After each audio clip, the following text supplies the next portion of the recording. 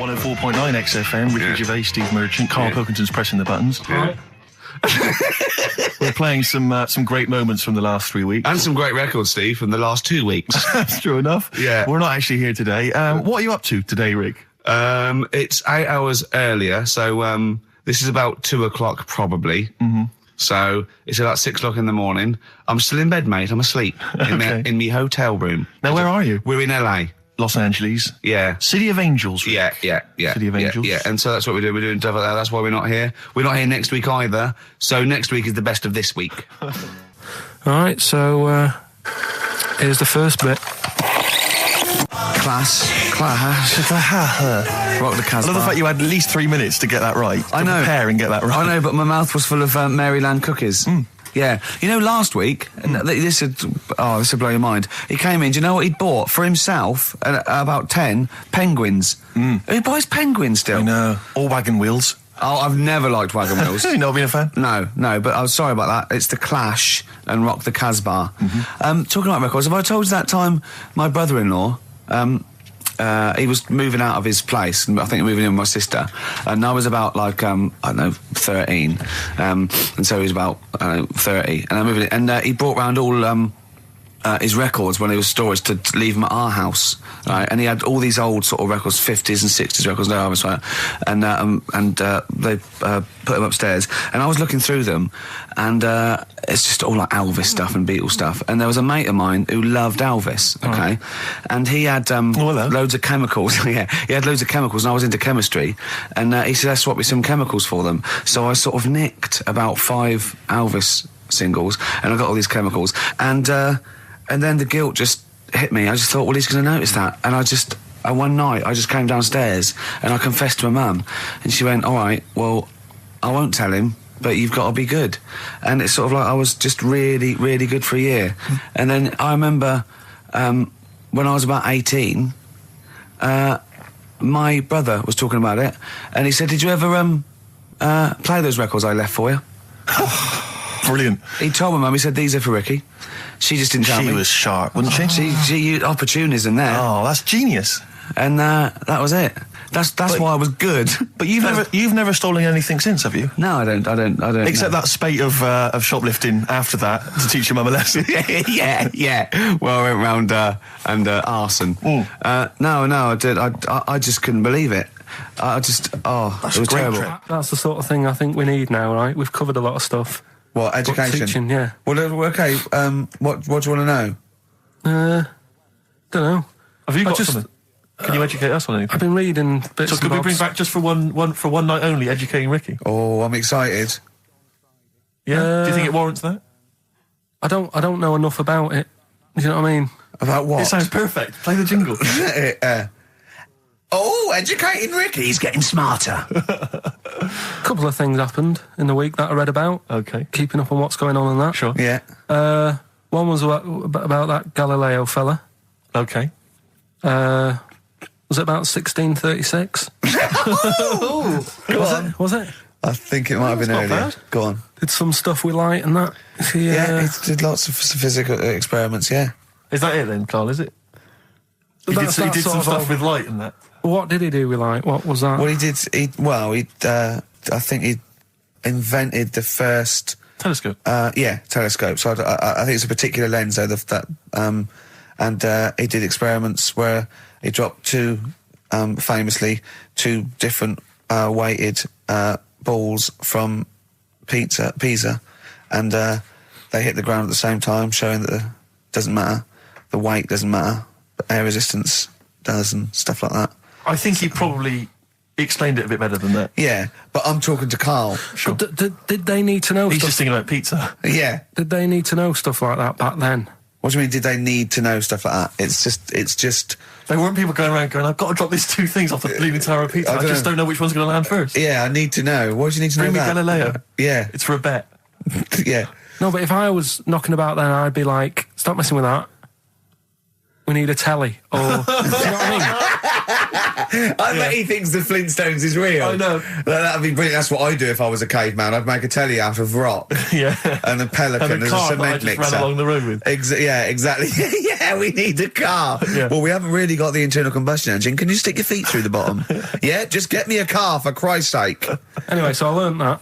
And then, What? You learnt his name.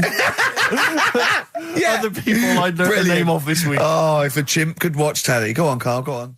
Brilliant. I love that. That's like a ride song or something. That's my favourite one. Ride-ish. Ride-ish. Feeder. Just the way I'm feeding on XFM 104.9. Rick, quick question for you. Go I'm on. thinking a lot of people maybe are tuning in for the first time because of the advertising campaign. Sure. Should we reintroduce Karl again? I know we've done this a few times in the past, but just worried that people are going to not really kind of get the measure of him. I'm Ricky Gervais. I'm the one off The Office. Yeah. Steve Merchant. He's not the one in The Office. He's not Gareth. Some people think he is. He's got a funny, weird West Country accent that actually Mackenzie was affecting for the role. Steve wrote it with me. He's the tall, lanky fella. Karl is our sort of, I say producer, but he's the one that pressed the buttons because I was Dog's Body. Yeah, but I mean, it was just because I was too big to run the desk. Yeah. I used to have to do. Literally too big. You couldn't get behind there. Yeah, and then we discovered that, he looked a bit like a boring sort of, all right, yeah, but then when we sort of, poked him with a stick, he came up with, he doesn't realise, but some of the I think, some of the funniest extraordinary things I've ever heard. Say hello, Karl. all right. Yeah. Well, classics, I think, so far, that have gone straight to the list include, have you ever used a Y-front correctly? Yeah. Brilliant. You never see an old person Eating a Twix. eating a Twix. No. These are sort of things. He's back on his campaign to get rid of jellyfish. Why is that, Karl? Oh, did you see the paper yesterday? Go on. There's a jellyfish, right? It's about 15 foot long, about 5 foot wide, and there's a fella swimming next to it. And the paper's going, oh, look at this we've found. There's loads of them in Japan. Yeah. And it's because the water's getting hot, so it's making jellyfish really big. Oh, dear. How's the campaign going to get jellyfish get rid of them? What's your point about jellyfish? They don't do anything. There's no point. They get in the way. Jellyfish, yeah. It ruined me holiday because I got stung by one. Yeah. But you think the same thing about Liverpudlians, and we can't just go around, wiping out things that ruin Well, your let's holiday. do the jellyfish first. And then we'll move on to the Scousers. Yeah. But yeah, I don't know what they do, and I'm trying to look on the internet. I've been busy this week. You're jellyfish now, not Scousers. Yeah. You don't I don't know what they do either. To sort of try and work out what would happen with the sea if it didn't work, because they say like if there's What? no. Slow down. See, slow down. Carl, this is what we're talking about. Let's do it. People who've listened for the first time, they've got to listen to every word you say. You want to find out what would happen with the sea if it didn't work? If jellyfish weren't in there, do you know what I mean? Because stuff like coral, apparently the sea would be in a right state if you didn't have any coral in it. Fish, do you know what I mean? I always worry about how many fish we're sort of eating. Because you go past... Sorry? No, do you know, like, you go in Marks and Spencer's or Selfridges... There's loads of fish in there. And there's really fancy stuff that you think they've killed that, and it looks good on the counter, pretty impressive. Yeah. But is anyone going to buy it? Yeah. Do you know what I mean? It's a big, like, a shark sat in ice. Yeah. And you go, yeah, they've got like, a lot of fish... So you won't go around the Tate Gallery? Do you know what I mean? I've never seen a big shark sat in ice in Selfridges. They do it. And it's like... You go in the morning and you can go back at night and the same shark sat there, and it's. So you know it's the same shark, do you? It's the same one. So what? Same face? Are you sure he just hasn't lost his mum? And he's just like, he went shopping with her Christmas shopping, and he's just like, he's drowned, he doesn't know where, he's just waiting. You know I'm right. I've never seen a shark in Selfridges. Well, all right, then say maybe that's one day a week, but on other days they'll have like... Shark Monday. I think, Selfridges. Today at Selfridges is Shark Monday.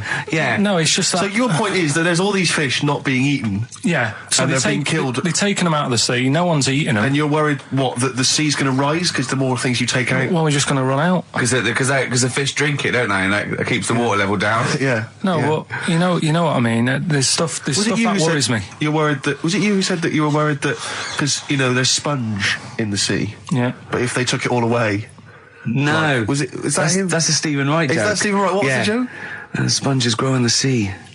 That kills me. How deep would it be if they didn't? I love the fact that he confused you with Stephen Wright, who for a living purposely says ridiculous things. Yeah. Does that worry you, Karl? Well, think about that and play a record. What do you want? I'd love to. A classic, a beautiful song by Simon and Garfunkel, April Comes She Will. Now, you weren't speaking to Suzanne last week at this time because you said she had a haircut, probably quite an expensive haircut. She's a lady in media. She's got to look good. She probably doesn't go to the barber like you or just shave it at home. Probably spent quite a little bit of money on it. She came home. She thought, well, my sweetheart, my lover, my sweetheart, you know what I mean? The man in my life is gonna love this. Well, he adores everything about me. He's gonna love my hair. She walked in. Hello, Carl. All right. You look like Dave Hill from Slade. Is what Hugh said to the poor woman. And then talked about it on air. She was furious about that. So what did you do? Carl? She did listen, yeah. She wasn't happy. And she heard you slagging her hair off? Yeah. She, well, what so this is probably annoying her now. Well, no, it doesn't matter. We can do a lot today because she's at work. So, and of course, no one's going to tell her. Let's have a chat about a fat arse, shall we? Hold on. Oh dear. You are in so much trouble. That's... Look, he's realised he is a little bit worried. Oh, didn't you go and buy her a coat or something? Took her out on Sunday and treated her to a new coat and that. Yeah. But I offered, I said as well, I said I'd pay to have it done again. Oh no! Carl, you have... Oh God! Oh my Christ! So she listened to the show. What did she say? You got home, she'd heard you slagging her hair off. Imagine that. He thinks that's a good thing. We've won the polls. Brilliant. What are we doing? Well, you can have facial surgery now, love. It's sort of like... It's just... Christ! You offered to have it done again. Unbelievable. Yeah. But I got home and she's like all being moody with me, right? Yeah. You thought something's wrong, so you must have listened to the show when I was slagging off her hair. Well, his first thought was she's probably looked at herself in the mirror. She agrees with me. Yeah, that barber's been round again. Yeah. And she just said, "Oh, that wasn't very nice of you, was it?" Oh. So I just said, "Hang on a minute." I said, "That's what we do on the show. When I'm slagging off, Chinese people looking old or whatever, I said, you never interfere." Sure. I love the fact. She's got to get her priorities right. I love the fact that she's in the same queue as a billion people you've never met. Yeah. That's fantastic. She's in the same queue. Well, he didn't complain when I was slagging off. Carl, I don't think Carl has ever admitted he might be in the wrong. Ever. Certainly not to you or I. So did you admit... That is so true. Isn't it? That is so true. He's never admitted that he might be in the wrong. So did you, in this instance, agree that maybe you'd overstepped the mark? No, I just said she took it badly. Do you know what I mean? I mean, it's only a haircut. Yeah. Yeah. Well, Steve, you haven't seen it, so you can't start interfering on this one. No, okay. No, I haven't seen it, but I very much doubt she looks like Dave Hill from Slade, who, if I'm... unless I'm mistaken, used to cut his hair with garden shears blindfolded. Well. So, you know what I mean? And did her teeth stick out and she started speaking with a Brummie accent as well? I've got used to it now anyway. So, and so did you bought... So at some point you came crawling back and you said, do you want me to buy you a coat? I just said, let's leave that. Let's go out and have a good weekend. Sure. But get your hat before we go. And... treated her to a new coat and that. It's a nice coat, so people will look at that rather than looking at the head. So does it do flash? It's got obscenities across the back. If anyone who knows Carl's girlfriend is listening, tell her. And maybe you're a work colleague and you're listening to the show. Because I think this is terrible. Get her to phone him now. Get her to phone him now. I mean, forget the phone on the XFM number. What's the fat arse complaint line? Because you are in deep shite. XFM 104.9 of a Saturday. Ricky Gervais with me, Steve Merchant. Hello there. But we're not here. No, we're away. So this is the best of, and I hope you're enjoying it. We certainly are. Made famous, of course, by Jimi Hendrix. Yeah. That's All Along the Watchtower, as originally done by Mr. Bob Dylan. On XFM 104.9. So, Carl, just take us through the moment where you gave this gift. Firstly, you went into Boots, right? You thought, all right, 100 condoms. Brilliant. Okay. Did you wrap it up? I don't know if it was 100, probably 80. Right, okay. Yeah. Right. You don't want to go mad, do you? Wrap them up. I'm just resting easy knowing that he's not trying to breed. Right. No. Yeah. So I got her them. I got her Grease on DVD because she's always watching that. Yeah. Right. Yeah. So just think of when her mum said, "What did Carl get you? Some condoms and grease." I was going to say, I'm glad he said on DVD.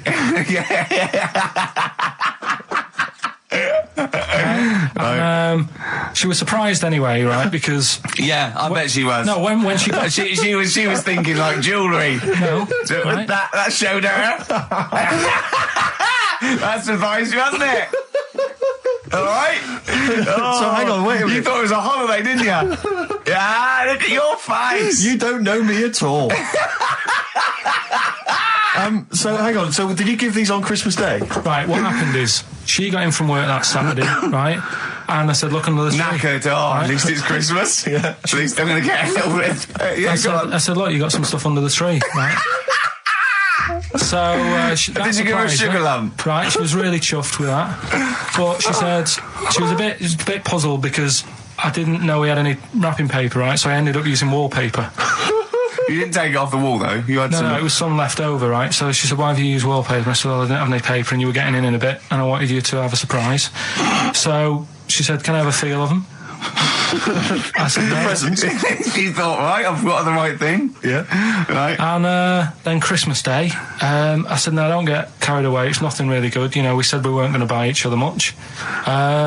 So there you go, open them. Yeah, go on. And Can I just ask, had you received your present from her yet? yeah. So what had you received? What did he have? Had some shoes, Nice. right? Getaway game for PlayStation. Nice.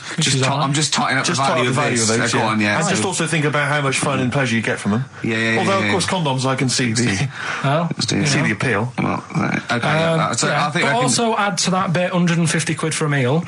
If you're going to start Minus. totting up, 150 quid for a meal. I bought her some shoes, 72 quid. Yeah, that was after the event, though. Doesn't matter. All right, so you'd received these, dare I say it, thoughtful and nice gifts. You handed over the box of condoms. They were wrapped up. She Well, unwrapped them. yeah. Go on, take us through it. Walk us through it. Well, it's not something you play with on Christmas morning. Oh God! Oh, right. But when she opened What them, did she what her say? What did she face say? Well, I wrapped them twice as well, so she thought it was something really good. Extra It was like, protection. do? Right. And So she thought it was something really good. and then So the disappointment would be doubled. Yeah, go on, yeah. then she just opened it and went, oh yeah, so what's on the telly? And that was Cool, that. ungrateful. That was What an ungrateful woman that is. that. Well, she got stuff. Fancy not wanting I told her. a box of economy condoms from Boots. I said to her about the thing about, you know, it's all about the surprise and that, innit? Yeah. You explained that to her? Yeah. What, after she'd unwrapped it? Yeah. Thoughtful. And she was all right about it. Yeah. She understood. Rick, you know I suggested to him that he buy his girlfriend a gift. I'm worried I've done more damage to the relationship by suggesting that than if he had just forgotten. Next time you've got to go shopping for her yourself, Steve. I think I might do. You've better go shopping for her yourself. I'm glad it's all over though. It's mental. Yeah. It annoys me. The whole thing annoys me, and she knows that as well. Yeah. She should know. What, she still insists on having Christmas once a year? Well, Wow. I'm you know. no, but well, anyway, what did you get? I can't think what you bring to the relationship, Carl. I don't know what it is she's getting from you in this relationship. It's like she's I doing think all we the know. work. Well, yeah. 80 times. Oh God, God! I love it. You're brilliant. I know what she's getting. He's the. What? No, he's not thoughtful. No, but he's thoughtful. He's the best he can do with the brain he's got. Do you know what I mean? Right. He's doing his best. He's absolutely doing his best. There's no. He's working at the limits of his powers. Do you know what I mean? Though he's done as well as he can with what he was given. Sure. Yeah, I and understand. that's admirable. Yeah. It's like I think he's done better than you'd expect. I bet his teachers didn't even think he'd get this far. Do you know what I mean? What, find a girl? No, well, yeah, a job, a girl. Yeah. Do you know what I mean? Clothing himself. He's done really well. What do you think, Carl? You think you've done well? I think I've done all right compared to some of my mates. What are they doing now? Probably not that much. Do you know what I mean? Mrs. Matthews said I wouldn't be an high flyer. I think I'm doing all right. Yeah. Do you know what I mean? I have a holiday every year. Got somewhere to live and that. Yeah. Got a new flat, haven't you? Yeah, so So where are they then, the condoms? Did she show them to her family and friends? No, Take no. them into work? Look what I'm Carl got me? surprised she told Ricky, actually. I was a bit disappointed in that. Yeah. Because I didn't go shouting around. Well, she was what so I got. excited, Carl, clearly. She was just so pleased and proud.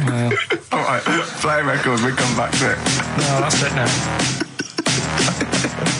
Rick, you may remember that last week we opened with some quality knob news. Knob news, yeah. It was Hitler's knob. Hitler's knob was one of them. That just sparked off into a whole bunch of other kind of knob-related discussions. Yeah. And I'm pleased so far to see that we're almost at the halfway mark for this first hour. And so far we've only talked about nudity and/or todgers. Yeah. So excellent work from us. Well done, lads. Yeah. I'm looking forward to Dr. Fox and the rest of the Sony award committee listening to this one. Yeah. But more knob news. I don't know if there's a jingle for that, maybe. You nearly had the eye out. Knob news. Knob news, excellent. This is an extraordinary story. A woman tried to sue her bosses for £210,000 after finding a cooked penis in a canteen stew. Hospital cleaner Sophie, something, I can't pronounce that name, was eating goulash for lunch and could not cut one of the lumps of meat. You can see where it's going. I've got so many questions already. I know. She picked it up and tried to chew it, but it was too tough. Then she inspected it with workmates, who all agreed it was a penis. Imagine that discussion. Yeah. Miss McLata said she vomited for the rest of the day, instantly became a vegetarian, and had to have psychiatric help. It's not known whether the organ was from a human. The case continues. Well, it can be found out, so that's one thing. Obviously, the doctors aren't confused. They're not going, I don't know, I've never seen one like it. Yeah. Also, why is she eating goulash? I know. I mean, that's my first question. Why? You got your lunch. Oh, what do you want? I fancy some goulash. Yeah. Oh, some gooly lash. Gooly lash, Thanks very much it. indeed. Lancashire cockpot Oh, is on the menu. Brilliant. Only £5.50. Wangers and mash. I'd love some wangers and mash, please. Cock o' van. Cock o' van. It's already done for There's you. there's wangers and mash, cock o' van, Lancashire cockpot. That's just off the top of our brains. Yeah. So if you've got any of your own, keep them to yourself. We're not interested. What do you make of that knob news? And it's in a hospital. Oh, yes, it was a hospital cleaner. You're right. Oh, cleaner. God. I know how your mind's thinking already. There's been a mix-up. What kind of mix-up? I love that. What, some bloke's gone in, some lesbian's gone in, wanting a sex change. She's got a carrot for a cock. Stewing steak. Stewing steak. Oh, that would be great. I just wish we could maybe tape the bits we're not on air, just because that's when Karl comes into his own. Yeah. He just said to me, I don't know what I was doing. I was sort of like pottering around, dancing around, doing something annoying probably. And he just looked at me. I don't know, and he was looking at me. And I looked back and he went, have you ever used a Y-front properly? Genius. It's a great question because the answer is definitely no. Definitely no. Does anyone use their Y-front properly? And by that, I mean get your winky out of the little sort of slot provided, as opposed to like put it to one side or pull them down or whatever. Has anyone used a Y-front properly? I don't think I've ever done it. I don't think I've ever done it. I've never seen anyone in a toilet doing it, Rick. You should be looking. I wish I hadn't said that. I caught you. Really? Yeah. That's actually how you prove people are gay. Yeah. Get them into this conversation. Yeah. It's a trap. Yeah, it's a trap. It was the trap. Yeah. I'm not gay, by the way. Yeah. You didn't prove I was gay. I double bluffed you. Yeah. Because I knew the old gay trick. I thought it was the old gay lord say no thing. That is another method. Yeah, there's innumerable methods of doing it. That's how Oscar Wilde was caught. Yeah. Yeah. What happened there? Well, the judge went to him, did you see that film last night? Gaylord Say No, and he went no, and they went take him away. Yeah. Take him down to the cells. Yeah, take him to Reading. It is true. Well, it originated in America. Yeah. So many of these things do. It's a brilliant point, Karl. I'd like to hear from anyone listening who's, and I mean, well, they'll just lie, wouldn't they, I suppose? Yeah. I don't even use sort of flies. No. Usually. I sort of pull my Y-front, my sort of tracksuit. So that's why I wear sort of like elasticated waistbands all the time. Exactly. Just sort Speed. of like... Yeah. You got to get in there with the minimum of effort. Yeah, we and out. Sure. Often I won't shake. No, no. To my detriment, because it often leaks out a little bit later, doesn't it? Ever been out on a date with a girl where it's just trickled down your leg and you wish it hadn't, and you're thinking, what if she gets my trousers off later? She might smell or see it. What? Like what? I don't know. I don't know what I said there. Right. Darkness growing on me. Love that. Love the darkness. This is the Best Of Show on XFM 104.9. I'm Ricky Gervais, with me Stephen Merchant. Yes. I hope you're enjoying the Best Of. Couple of emails. Monkey Matt's emailed us. Who? Monkey Matt. Oh, Matty, yeah, go on. Yeah. He says... How's the Munster? He's all right. He says, Karl has missed a cracking headline from The Sport. Hide-and-seek champion found dead in cupboard. I hope it's real. I don't know if it is. I doubt it. Just looking through some of the news stories that Karl did make it into Karl's news roundup. Yeah. This one you might be interested in. Headline, woman says partner ran off to become vampire. Yeah. And it says a young mother says her partner has dumped her to become a vampire. Rebecca Roberts from Somerset says Matthew Barrett fell for a blood-worshipping woman in a US cult. The 23-year-old mother says he began shaving all his body hair, dressed in black, and used Rebecca's lipstick to redden his eyes. Rebecca caught him performing weird blood rituals in front of his computer at night, cutting himself to prove commitment. She said, I thought it was just a hobby. Everyone's got a right to one. I was pleased he'd found an interest. Brilliant. This is apparently from The Sun. Apparently he's left. He's gone to America. He's living in this Ohio-based cult. But it's the last bit where she's been asked whether or not, if he came back, would she take him back? Sure. And this is where I wonder if the journalist, you know how journalists are supposed to just report the news, be objective. Yeah. I wonder if maybe the journalist here has maybe had some interference. Made the quote better for them than go on. Because it says, I never thought this would take over his life. Now, if he came back, I'd say fangs, but no fangs. Oh dear! I can't believe. Imagine you're the woman, Rick. Okay. And I've come round. You're the to you. journalist. I'm the journalist, and I've come in Okay. and I've said, okay, I read about this. All I have to do is not say that thing. You've come. I understand you're obviously quite upset. Your husband's gone gutted. off. If he came back, would you take him back? Definitely not. Right. What would you say to him then if he came Just back? get lost. Right, but I'm really pissed off with you. Would you perhaps say something a bit more pithy? Not in this situation, no. You're upset? He cuts himself, he drinks blood, he's left me. Sure, sod off. I'm not interested, mate. Because I tell you what. Go on. I mean, I like what you said there, but I wonder if we could condense that a bit more. If he came back, would you say... Go away. Would you ever say something like, thanks, but no thanks? No, because it makes it flippant, because I'm really angry. I know you're annoyed. And I'm upset, so I wouldn't I certainly wouldn't say thanks. I might say no thanks. But what if you sort of said it like aggressively, like you were giving him the finger, thanks, but no thanks? Like you didn't really mean sort it. of sarcastically? Sarcastically, would you possibly say I might say thanks, but no thanks, and that'll be it. And that's and I'd leave it there. I'd never change that. Sure. I'd never change those words. Can I ask you a question? Go on. Do you like puns?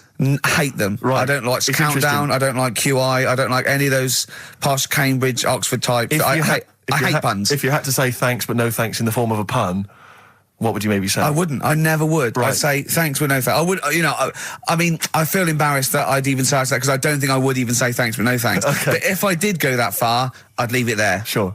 So, have you ever noticed, as I have, the similarity between the word thanks and fangs? Not really. It's very similar. Not Thanks, really. fangs, FTH. There's a K. Fangs very much. G. It's A and N. Well, the A, the N, and the S, but that's about it. Would you agree it sounds marginally similar? Yeah. Is it possible you might one day say fangs but no fangs? I wouldn't know. Right.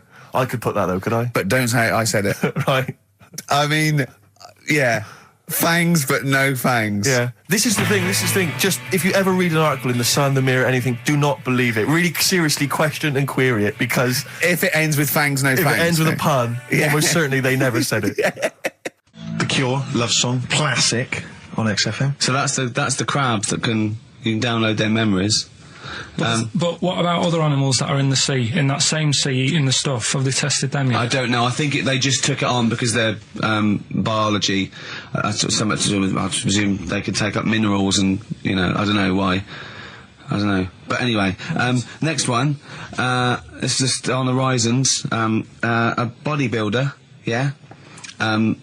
married, freaky. married another bodybuilder, right, and they're pregnant, and they had these tests, and the baby was very large, but it was causing it pain, right, in the thing, right, and it's almost bizarre, and after the female woke up pregnant after 7 months, and the baby was walking around. No, it forced its way out of the vagina. Oh, no way. Yeah, it forced its way out. It almost had super strength. And it was pulling her along by the umbilical cord, and and it was a stone.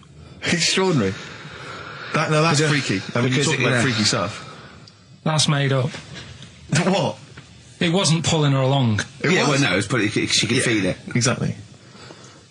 And it was. Do you know what I mean? Like, just went and just sort of squeezed its way got out because it was ready. Because all the hormones. Because it thought it was ready. Oh God! Imagine that. Just waking up and finding that in the bottom of the bed. freak you out, wouldn't it? Because you'd think it was a nightmare initially. And it had hair and everything, didn't it? Yeah, because all the hormones there, like there was something in the week about, you've got test tube babies and that now, haven't you? But they've managed to do it.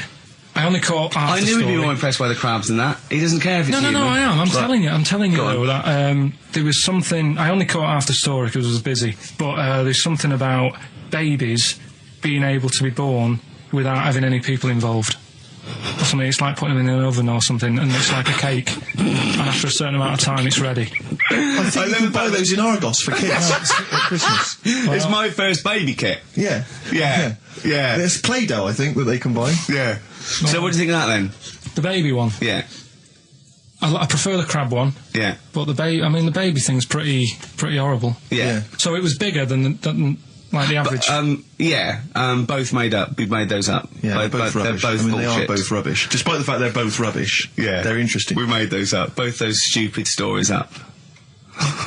Yeah. Imagine downloading a crab's memories and seeing its mum feeding it as a child. Both are rubbish. I had trouble. Yeah. I know I was going to have trouble with pushed its way out of the vagina. Yeah. I practiced that about 30 times yesterday with Stephen. I was going, I'm not going to be able to do it, mate. Yeah. I'm not going to be able to say that. Yeah. Are you disappointed? A little bit. I mean, the baby one's a bit sort of out there. Yeah. I wasn't really having that one. No. But the crab one, See, now, what's interesting, I think, is a useful experiment, Carl. I don't know what it's taught you about yourself, but would you say that that's revealed to you a certain thing? I don't know, maybe that you're a bit gullible.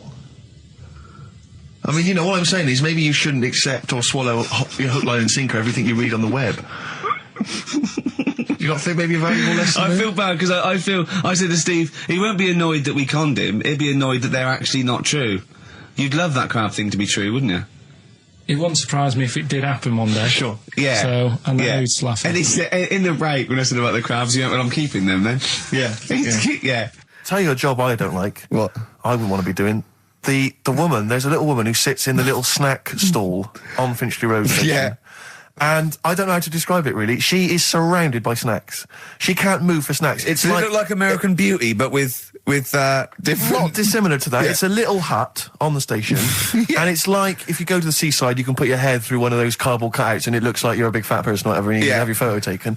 It's like an equivalent of that, but it's just snacks everywhere. She's got bananas up to her chin.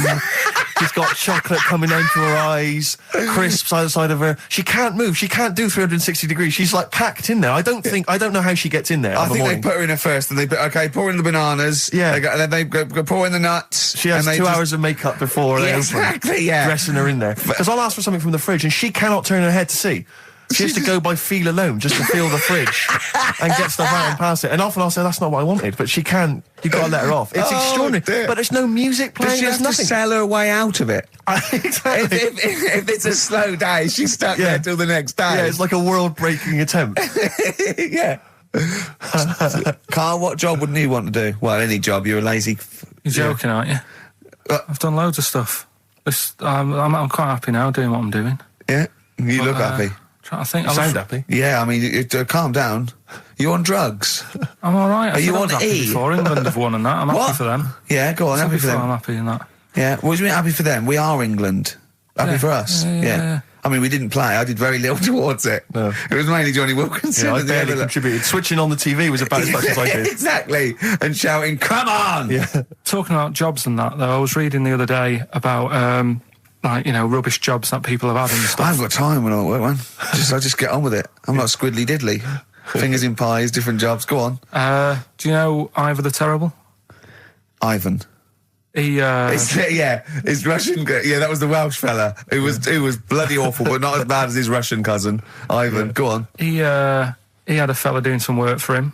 Right, this fella built his house.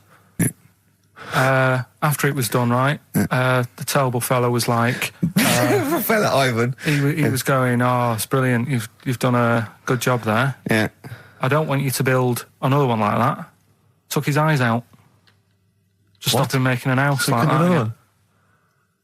Blimey. That's bad, isn't it? Why didn't he take away his trowel? Then he could have seen, but he couldn't have built a house without a trowel. You can't build a house without a trowel. Yeah. I suppose he probably later thought that once he'd been nicknamed Ivan the Terrible. Yeah. He thought, why? Because you gouge people's eyes out. Yeah, but I didn't want to build another house. I know, but take his trowel away. What would I have been then? Ivan the Crafty at most. Exactly, yeah. Ivan the Jealous, Ivan the spoilt brat. But gouge someone's eyes. That is bloody terrible. I'm surprised you're not called Ivan the... Do you know what I mean? You're going to get on in history like with Vlad the Impaler. Yeah. He's mainly remembered for impaling people. Yeah, he did a lot of other stuff. Did a load of great charity work he did. The impaling is the thing that's really gone down in history. When were you reading about Ivan the Terrible? No, it's just or Ivor the Terrible is the thing you remembered from this informative article? No, it was just little bits like that. Talking about him, there was a thing about someone who worked for that fella who painted the ceiling. Sistine Chapel? Yeah. There was a thing, a woman who worked for him in his house. And I love how you assimilate information when it's just bordering on the academic or just the interesting and true. It's wonderful. Ivor the Terrible gouged someone's eyes out 'cause built him an house. That fella who painted that ceiling had a woman work for him. Imagine if you wrote that down in an essay. Imagine if you wrote that in a school essay. Well, you'd probably end up with not getting a grade or thinking you turned up to more than you had. Exactly. Anyway, the woman who lived with... Yeah, the woman who lived in a shoe. Go on. Yeah, there was this woman who lived with him, and she used to, go out and do all this shopping and that. Yeah. But because she couldn't read or write, he used to have to draw everything that he wanted. Why couldn't you just tell her? I don't know. No, wait. That's an excellent point. Could she talk? Yeah, but if it's a big list and that, loads of different coloured paints. But why couldn't she draw on a piece of paper? Why did he have to do it? Because he's a better drawer, isn't he? That's the point. That's it. We were just looking for the logic of the story. You found it. You've done it. Play a record. He's a better drawer. Oh, that was great. That was very, very funny indeed. What a wonderful clip that was. I enjoyed it. Do you remember that? Yeah. Wow. It was a few weeks ago, wasn't it, really? I think it was last week. We'd have to have very, very bad memories not to remember that hilarious clip. I'd like to hear that again maybe in a couple of weeks' time when I'm away. Yes, absolutely. It's embarrassing, isn't it? Mm-hmm. And but the good thing is, on telly, I feel a bit guilty about putting out shoddy rubbish because I'm getting paid an awful lot. Yes. But here, I don't give a They can bleep that. They will do. Well, I didn't really want to make it a Christmassy type show because I don't really like it. Oh, he's done it again. What, you did Christmas once, didn't like it? No, my dad always said... Oh, right, steady on. Dad said Christmas morning was for for me. So he used to stay in bed. So he never... That's brilliant. That's a great thing to say, isn't it? Yeah. Christmas morning's for you. Run wild. Do what you want. Just don't bother me. I'm going to Honolulu for 2 weeks. That's great. Dad, it's Christmas. Do I have to do anything? No. So my mum used to get up because she used to like to see my face light up, when I open my presents. And then... to give fireworks. And then I'd have to go to my bedroom from about 6 o'clock onwards because my mum and dad were into having big Christmas parties and I wasn't old enough to go. Right. So they'd say, right, you've had your fun there, you go up to your bedroom, stay in there. Really? Yeah, I remember one year, right, I got a train set, that's what I wanted. Yeah. Right? It's brilliant. Playing with it all day. I thought, I don't mind about the party, I'm happy staying up here playing with this. Brother comes in, he's had a few, right? He's going, yeah, give us a go on your train. How old is he? He's a bit older than me, so he might have been let's see. Well, let him be 18. Probably about 18, 19, something like that. I had a train set, so I don't know, about 14. something like that. Yeah. Right, so I'm playing on that, loving it and stuff. And then he comes in and goes, oh, give us a go. He turns the transformer up to 14. He went really fast for about 5 seconds, broke it, and then he went back downstairs. Wow. So Christmas, I hadn't even got to Sounds Christmas like Day. the Conservative government with British Rail. Satire, that is. Rick, I just thought that there's satire. If there's any satirical shows listening or magazines... It doesn't work in any way because there's the analogy falls down apart from there being a train. Think it through, though. British Rail was trains. Yeah. And the government broke the trains in many ways. They didn't break them, not officially breaking them, but they kind of... It does work. It's perfect. Oh, I'm very pleased with that. And I can't... And no one's asked him to be on Have I Got News For You? It's weird, isn't it? Because it's strange, that. When you've got a satirical mind that's as quick as that. Yeah. And he's broke your little train set. So what did you do? I just watched telly and had some sausages. I bet you were happy with that, though, weren't you? Oh, it's just a bit annoying, though, isn't it, when your main present of the year's been broke. And did it ever get it fixed? No, that was it. Put away. I'm intrigued why your parents wouldn't let you come and join in the festive fun. Was it like really debauched down there? Was it like eggnog everywhere? Well, no, but I mean, that's fair enough. 6 is a little bit early, but I just think, you know, if you're a kid, you know, he had his fun, put him to bed at 8, maybe. And Do you think so on Christmas Day? I thought that was a day for family. Well, not if there's a party going on. Well, don't have the party on the Christmas Day. Well, that's another option. Yeah. Your parents are weird, aren't they? A strange breed. Well, I think that was the year, right? You're talking about buying presents and stuff. I think I did treat my mum to... I didn't buy my dad anything. I think that was like when I got a bit older, I used to get my dad something because he wasn't that bothered anyway. No. So, got my mum, there was a cheap shop, right? Of course. Thank God for that. Called Snips. Right? So I went in there and I thought, let's see what I can get her. And remember Victoria Plum? I don't think so. Well, it's like a fairy character. Right. And my mum's into gnomes and stuff, right? So I thought, right. She must be pleased with you, then. Victoria Plum. I was thinking, is that one of the neighbours? Is it like a brandy Do you liqueur? remember Victoria Plum? Victoria Plum. Victoria Plum, yeah, it's like a little fictional sort of character, right? Okay. So I saw it, I thought, yeah, she'll love that, right? So I did my paper round, saved up for 2 weeks, right? Got that sorted, went to Snips, bought the Victoria Plum. Next day, I'm in town with her, right? So I think, I know what I'll do. I said, come in here a minute, right? So we go in and we're looking around and I tested her, right? I went, look at that there, that's all right, innit? And she goes, oh, it's bloody awful. Oh, Carl. Oh, Carl. Oh, God. So then Christmas Day comes. I said, don't bother opening it. She said, no, why? I said, Oh, no. Why did you still give it to her? So, well, it's too late. I'd already bought it. Oh, Carl. So she opened it and I was like, and she said, oh, that's nice. I said, why are you saying that? I said, the other day, said it's bloody awful. She said, oh, no, I thought you were pointing at something else. Oh, no. So that's why I don't get anyone anything anymore. Oh, God. Play record. Oh, God. Oh. You know, I've never been a religious type. You know, if people want to do it, I let them do it and what have you. Good of you. But out of all of them, I want one that's not going to take over your life. I don't want one where you've got to get up 3 times a day and you've got to go and pray and that you've got to get up early. Forget that. It's getting in the way. But if it's something like... I was walking to work the other day, right, crossed Oxford Street. There's a little Hare Krishna fella there. And he sort of had... he had a leaflet and stuff. And he said, you know, are you interested? And I said, what do you do? And he said, well, you know, we're against getting stressed out and what have you. And he gave me a plum. They hand out food for some reason. But I sort of asked a few questions. That's just the imagery. These 2 bold people, one of which is wearing an orange smock. Holding a plum in the middle. He hands the other one a plum. It's almost like you can imagine some kind of religious painting. Exactly, yeah. But you know, what is their sort of main thing? Because he didn't really tell me that much. He was a Japanese bloke, so I didn't know what he was saying that much. Why? He wasn't speaking English? Not very well. He wasn't the best sales bloke to send out for them, is what I'm saying.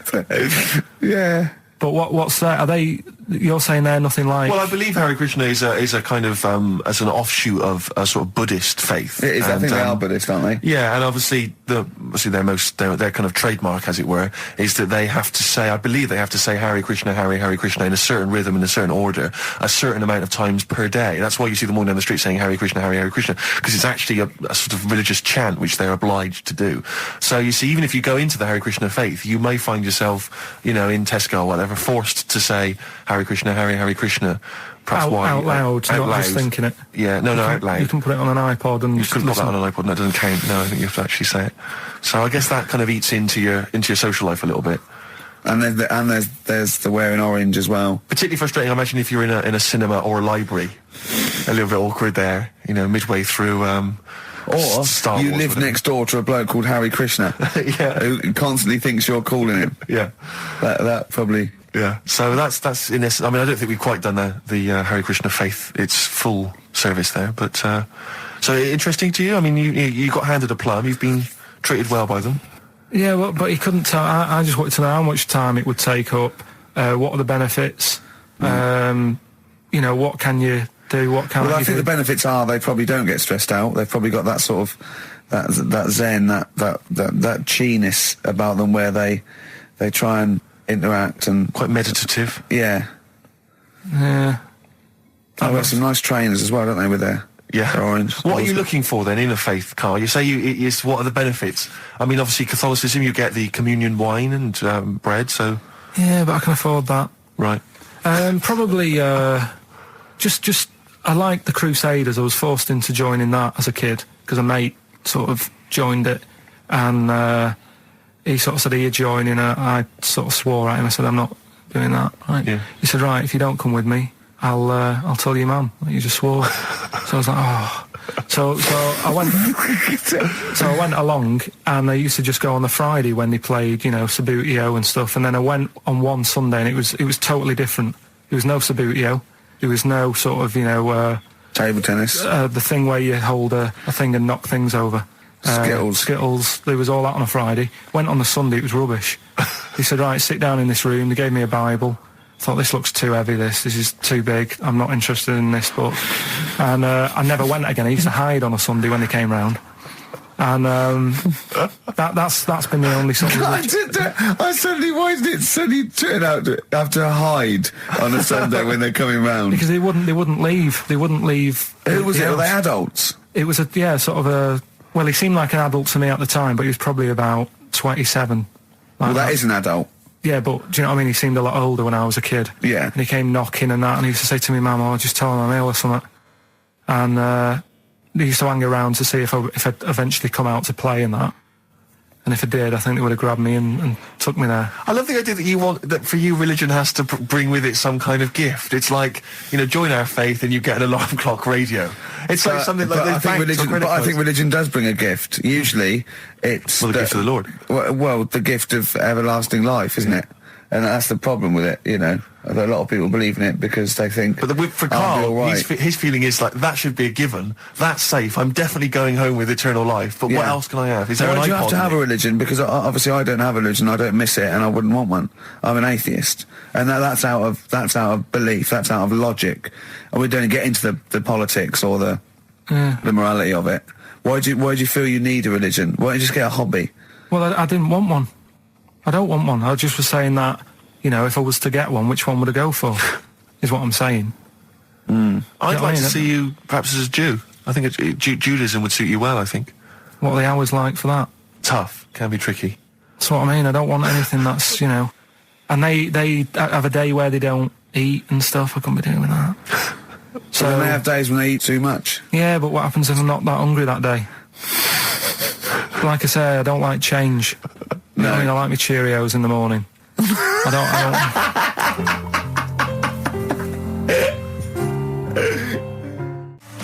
That was Radiohead and They're There.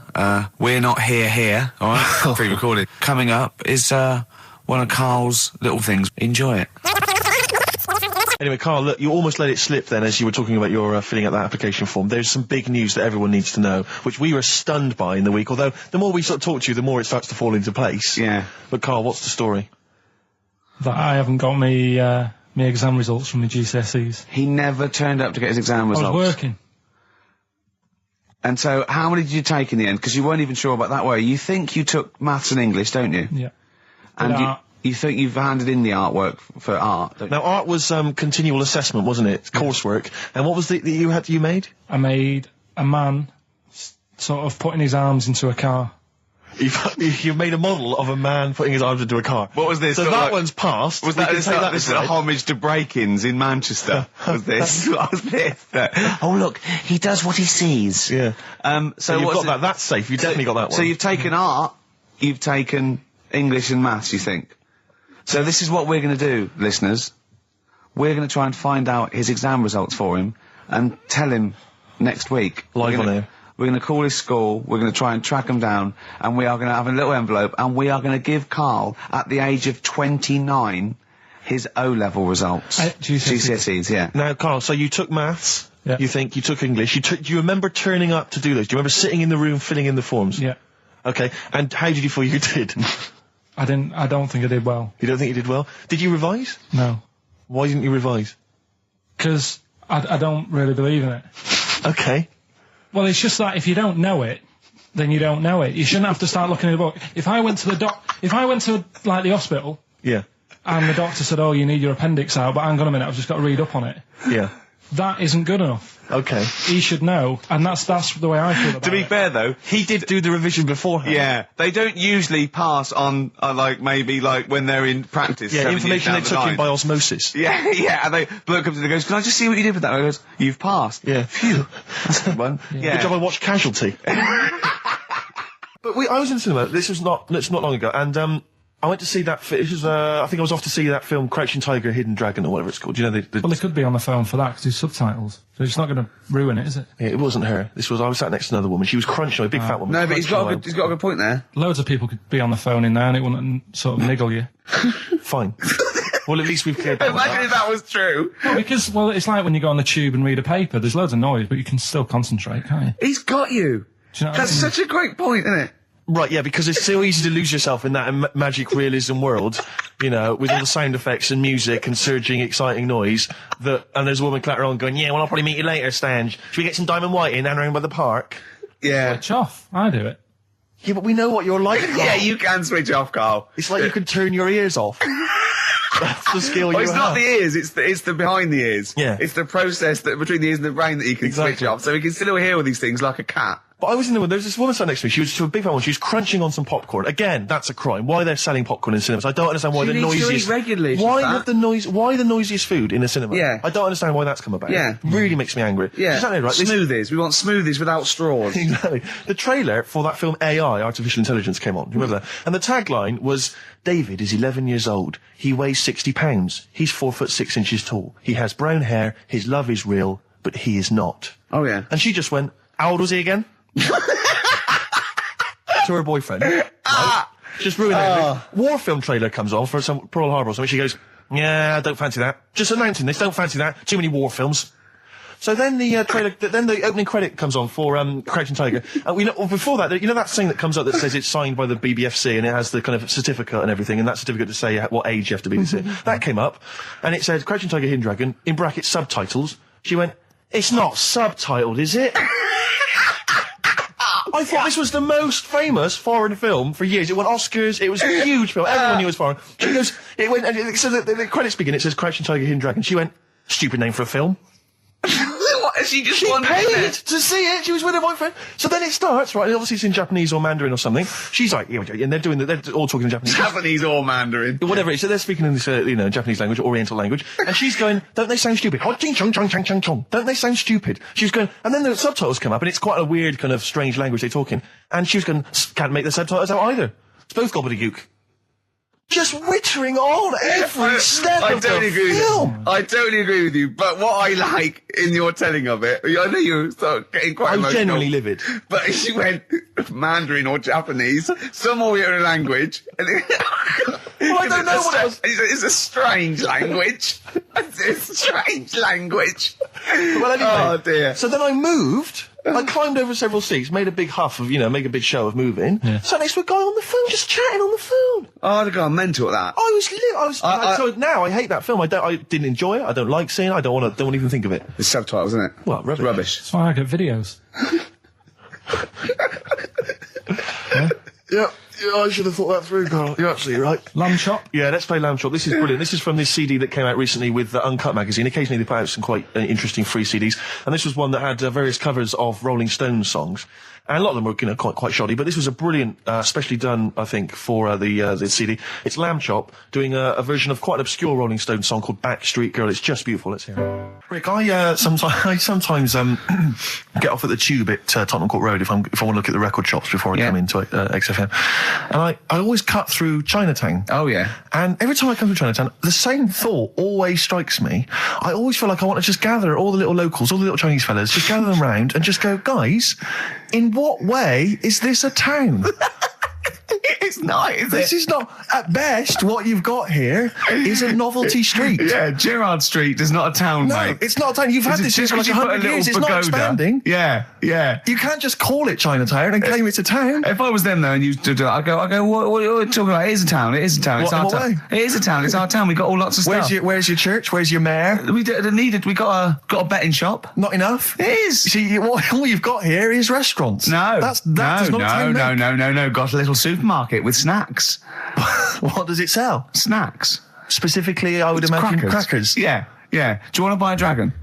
Do you want to buy an ornamental dragon? If I wanted to buy one, this is where I would. Do you want to buy a gold dragon? Is it made of gold? No, it's made of plastic, but it's sprayed gold. Do you want to buy that? It's not a town. It is a It's town. not a town. Yeah. And it annoys me because when I first came to London, I genuinely thought Chinatown was going to be this amazing, what they've got there is You'd hear a gong and every time we went in there, and right? there'd be rickshaws and people walking on those little sort of wooden shoes. You know those ones? They're brilliant. They are just clomping around in them, but nothing. It's nothing. It's just. Yeah, exactly. Yeah. It just reminds me of, have you ever been to any of those sort of museums? You tend to have them up north where they've got you sort of sit in a little cart and it sort of rides you through kind of, I don't know, it might be Newcastle, the Victorian era. Yeah. Could I have half a pound of those sweets, please? Exactly. Of course you can. If there was some animatronic then, it would just be an exhibit. Yeah. Some kind of museum. Their concession to being 100 years ago is that there's some scales in the shop and there's a horse outside. Yeah. That's it. That's it. Exactly. Yeah. The traditional sounds and smells of old England. And the voice are going, of course, there was no television. Exactly. Amazing. Yeah. Amazing. Brilliant. Yeah. Welcome to Chinatown. Ding, ding, ding, ding, ding, ding. So it's not, it's a good point. Is that a piece of traditional music? Ding, ding, ding, ding, ding. Yeah. Is that some traditional Chinese music, or is that music that someone in this country wrote, thinking it sounded like Chinese music? I think it was the Vapors, wasn't it? Oh, is that what it is? That? Because it sounds so, that's the music, isn't it? But are you sure they didn't take that from some other source? It's that pentatonic scale, isn't it? What is it called? It's the black notes on the piano. Right, that's the one I can play along with EastEnders. Yeah. Do you know what I don't get with it? Go on. Chinatown. Yeah, Chinatown, because I always walk through it on the way to work. A couple of things annoy me. First of all, I think it's bad business, just because if you've got a Chinese restaurant, put it somewhere where there isn't any others. It's a good point. Yeah, but it's also a community. They're not just a theme park for other people. I remember going out one night with Suzanne and some friends, and you got there and there's so much choice. It's that dilemma of, oh, forget it. Well, and not we really. went somewhere Specifically, do you fancy Chinese? Well, no, but No, why don't you go to the one with the dead ducks hanging in the window? That's my That's the favourite. other thing as well. It's like, normally you put your good stuff in the window. If that's what's in the window. Yeah. Right? Yeah. And the other thing that annoys me, walking through it today, there's always lard on the floor. What, in the street? In the street. It is, honestly. I'm scared I'm going to slip over. It's because all the restaurants and that. But why is it? That's another point. Well, it's not oozing out of the restaurants. No, but why is it? Why is it? I don't know what they do. Careful. Listen, no, but why is That's why they used to wear those little wooden shoes. it? No, okay, we've got... No, but the thing is as well, they try and wash it with water, which doesn't work with lard, and it's like oil. Famously, yeah. Do you know what I mean? Even I know that. Yeah, you got to scrub it. So, You think sorted that out. Yeah. You think they'd know, wouldn't you? Yeah. Right. Anyway, thanks for your thoughts on Chinatown, Carl. Joe Jackson, is she really going out with him on XFM? Right, it's the time that most people, I imagine, have been waiting for. Monkey news. Play the jingle. Okay. Oh, chimpanzee that monkey news. Right. Come on. Come on. Should be ready, Carl. That's amazing, isn't it? It's like Nicholas Witchell. The bomb. No, that's not the first. Come on! No, it's always difficult, isn't it, to sort of find something that's good each week, right? Last week, we did the chimp. It is for us, yeah. We had the chimps who were running a health spa. Yeah. Right. We've covered the one who nicked a car to go on to Spain. Yeah. To sort his future out. All shite. The hairdresser, I think we've done that one, the little monkey hairdresser. This week, we're looking at monkeys, that they're using. Do you know, like monkeys? They know how, like. I've lost the will to live, Steve. Oh, well, I don't want to do it. Right? Well, come on, come on. What are monkeys good at? What are monkeys good at? Yeah. Well, running small businesses, cutting people's hair, and driving cars. Yeah, they love Spain. Oh, and foiling bank robberies. Yeah, they're great. Well, something else they're good at, right, is like weighing up the situation.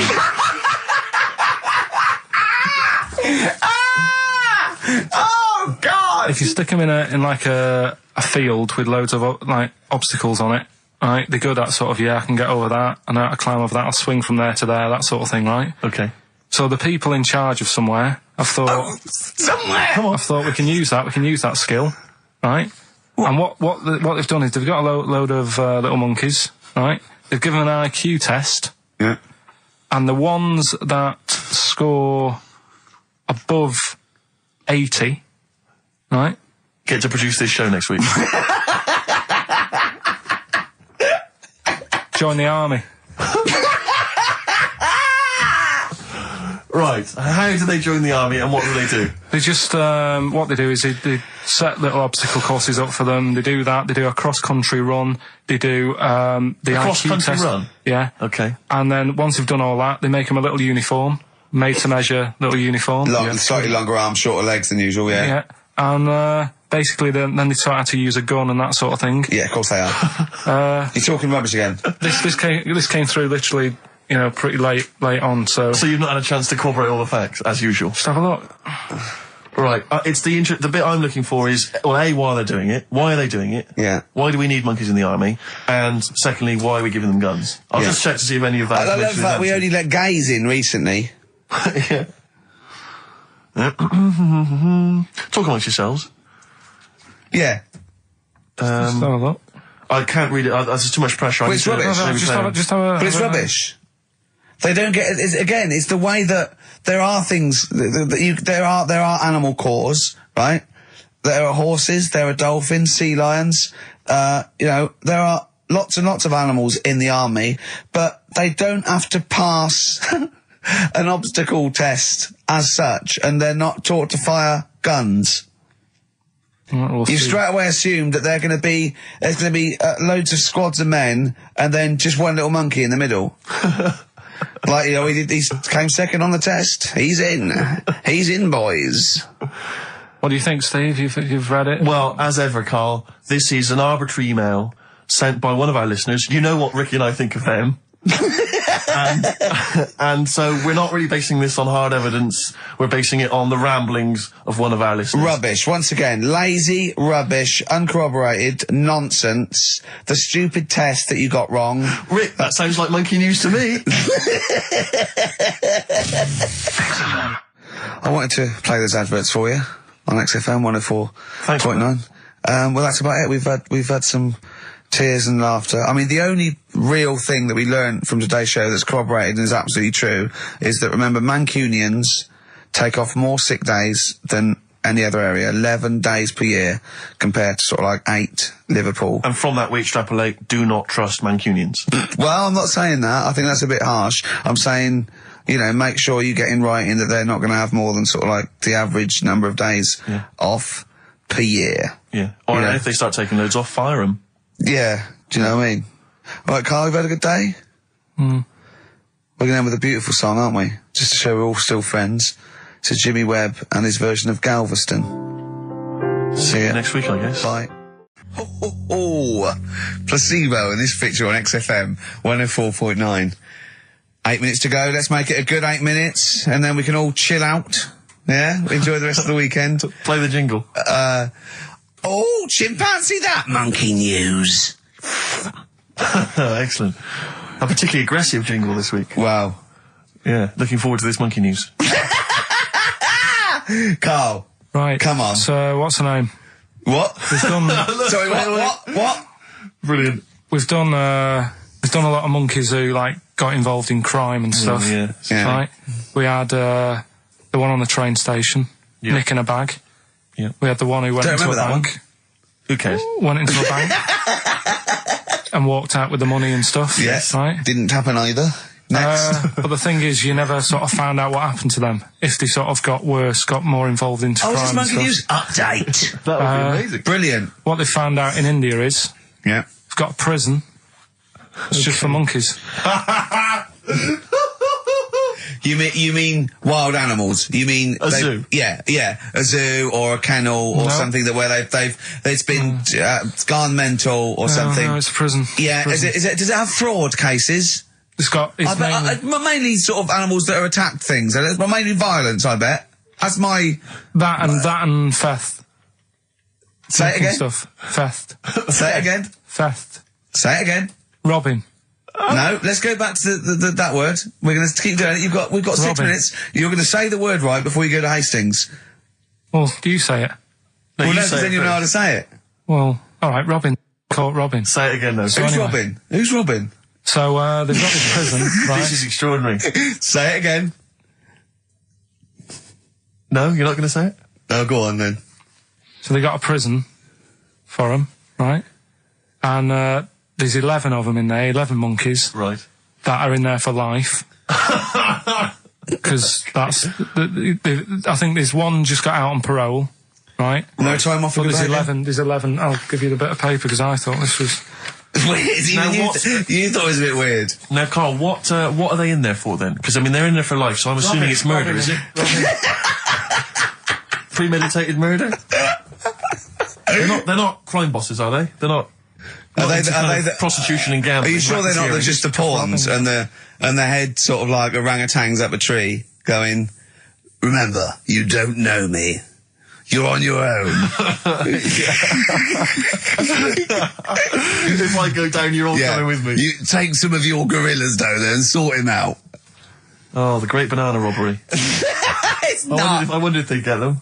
Right, go on then. Okay, let me see. Now, I don't know what source this is, as ever. Is it the back of a fag packet found in a toilet? Well, no, I mean, someone's clearly... If this is nonsense, then someone's clearly gone to a lot of effort, because it does open with the headline, "Parole unlikely for inmates of monkey prison." Yeah. Officials say 11 inmates at India's only monkey jail. Officials? Now, what kind of people work at a monkey jail? Where do you work? It says officials say 11 inmates at India's only monkey jail are unlikely to ever be released. The prison in Patiala houses monkeys apprehended by game wardens in Punjab state for thieving and attacking people. The Daily Telegraph reports how the monkeys at the prison in Montebello snarl and glare at visitors from their heavily barred cages. 2 monkeys were released a year ago after exhibiting good behaviour for 18 months in the jail. They have remained out of trouble. Prison can work, that's good. So all 11 monkeys. They were aggressive wild animals that were taken away from the public for their own good. And Robin and that. Wildlife officials believe part of the problem has been caused by thieves training monkeys to help them. Lorry drivers training monkeys as guards for vehicles, and itinerant entertainers using ill-treated monkeys as part of their act. It's the monkey that takes the rap. It's a shame, that, isn't it? That is awful. They didn't know what they were doing, did they? Oh, so there you go. What do you think of that, though, Carl? If you could visit them, like Lord Longford or something? What would you say to them? You go there and you get a visit a week or something. You know. So can you get us a video? Alright. Do they get conjugal rights? Do you reckon? You wouldn't be interested in that, though, would you? They get what? Would you be happy to give them their conjugal rights? Yeah, would you? Fair enough. Alright. Off to Hastings. Off you go. I'm always educating. I'm always telling you about stuff that I learn about and that. That you get off hand and over, and it's about a monkey who became king. No. So No? Have you got monkey news this week? Got a little bit of monkey news coming up. What does he do? Drive to Spain, rob a bank, or get married? No, we've done all them, haven't we? We have done all them. Yeah, no, it's a good one. It's a good one. And in fact, it's a bit related to what we've been talking about in a way. Oh, God. Isn't that brilliant? Van Dando, All My Life. Beautiful. On XFM 104.9. Well, it's nearly it. It's the big one. It's what people tune in for. They probably tune in about 10 to these days. For Monkey News. With, Karl Pilkington. Can we hear the jingle? Only 4 to go. Oh, chimpanzee, that Monkey News. Right, this one's about it's been emailed in to me. Right. I haven't really had time to check it out this week. No, you're joking. Been busy. Ooh, I hope it's not stupid. Goes back to 1908, and the person's saying it's a good story and that, and they're surprised they haven't picked up on it yet. Right. The Olympics, right? In 1908 in London. Apparently it was meant to happen in Italy, but it was cancelled. Don't know why. Right, and it happened in London. Anyway, 400 metres. Right, it was meant to... there was a fella who was going to do the run, right, and the favourite to win it was this Bulgarian guy, right? Who was like a newcomer. Okay, these are a few things it cannot be. One, he injures himself, so a monkey steps in and wins. Two, he does a drugs test. It turns out that he is a monkey. So if it's either of those, right, I'm gonna go mad. So anyway, so the fella, right, this favourite, everyone's putting the money on him, thinking, yeah, he's going to do it. Gonna is he hairy? Is this bloke hairy? So anyway, so the race happens. Yeah. And everybody's lined up, ready to run. And, you know, everyone's saying, yeah, he's going to win, he's going to win. Then suddenly, a bit of murmuring going on, people going, oh, what's going on here? Right. He's eating a banana. And there's a fella in the lane next to him. Yeah. Right? It's going up, who's that? He doesn't look familiar. Oh, Christ, Carl. You go. Right? Doesn't look familiar. Who's he? You know, weird. What's going on? What's going on? What's going on? Yeah, what is it? What is it? Or who is it? I mean, not what is it? So they go in... So they say, well, he might not be that any good. Do you know what I mean? He might not be good. He might. It's just a bit short, and he's only 3'6", and he's hunched over on his knuckles. So I didn't realise it was fancy dress. Yeah. So I don't think he's going to be any good. So the race starts. Oh, he's put his finger up his arse. That's weird for runners to do that before a race. It's weird, isn't it? Yeah. Race starts. Yeah.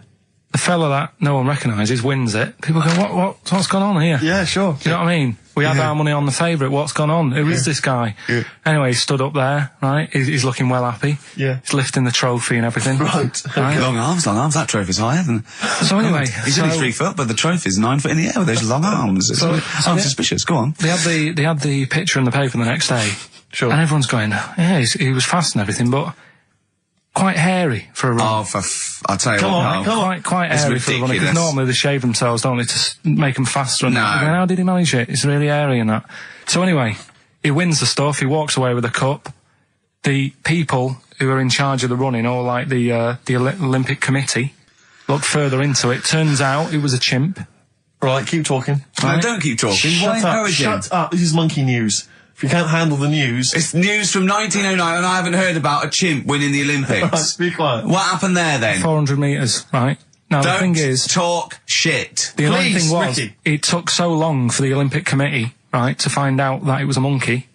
It was going manic. It went into loads of races. It was picking up loads of, like... No, shut up! Right? He became a celebrity. It was doing endorsements on TV. Don't talk shit. It said he managed to win the same race 4 years later in Athens because... How did he get to Athens? But it's a joke. They're winding you up, Carl. Weird. It's not weird. It's isn't it? right. I do not believe it. Well, that's okay. There's only 3 of them to go then. Right, because we're probably all leaving in 4 weeks' time, and that's the end. I've got to get onto a sort of mainstream radio station because I don't think there's any other sort of tin pot place like this, is there? No. So I'm going to clear up my act a little bit. I've got an album from the Capitol Radio Library, and it's the best punk album in the world ever. So if Cap's listening, I'm just going to show that I can do a mainstream. I'm going to play a classic song and I'm going to announce it right and everything. So if you get a job on a decent station, you'll take me with you, will you? We're a pair. Brilliant. So, okay, here we go, right. If anyone's listening, just to show that I can do mainstream radio, okay? Well, that's all. Okay. Well, you're getting nervous. Okay. Come on. Shall I get a monkey and do it? It's alright. Okay. Well, that's about all there is time for today. You've been listening to Ricky Gervais with me, Stephen Merchant. Across the way, K-Man Pilkers. We're going all the way back now, a classic song from the late 1970s, and this is Devo with Mongoloid. Monkey news, I Monkey trust. news is safe, isn't it? That's a monkey news, that goes without saying. I told a bit of monkey news. I did a photo shoot at the zoo this week, and one of the people in Trying to make charge... yourself look good. yeah. They told me that they used to have an orangutan, right? But it escaped. It worked out. It lifted up a drain, got out the drains and got out up into the zoo. It actually did a Coldix type escape, right? And Carl goes, what happened? I said, well, they sort of like, they surrounded it and sort of got it back anyway. That's no good though. I mean, it's not monkey news unless it steals a car and goes to Spain. Exactly, yeah, or opens a small I mean, that's bistro. real. That actually happened. Yeah. But it's not real unless it, takes a gun, gets mistaken from a president and, runs the country for 3 years. Monkeys, Pleasant Valley Sunday, brilliant. XFM 104.9, Karl Pilkington. This show is monkey heavy, isn't it? It is monkey heavy. Carl, if you were president, would you sort of make it compulsory to maybe have a little monkey Everyone has a little monkey of their own. Little chimps out and out, old age pensioners. It's not a bad little, it's funny, you know, because there was, a story the other day, when I was looking for monkey news.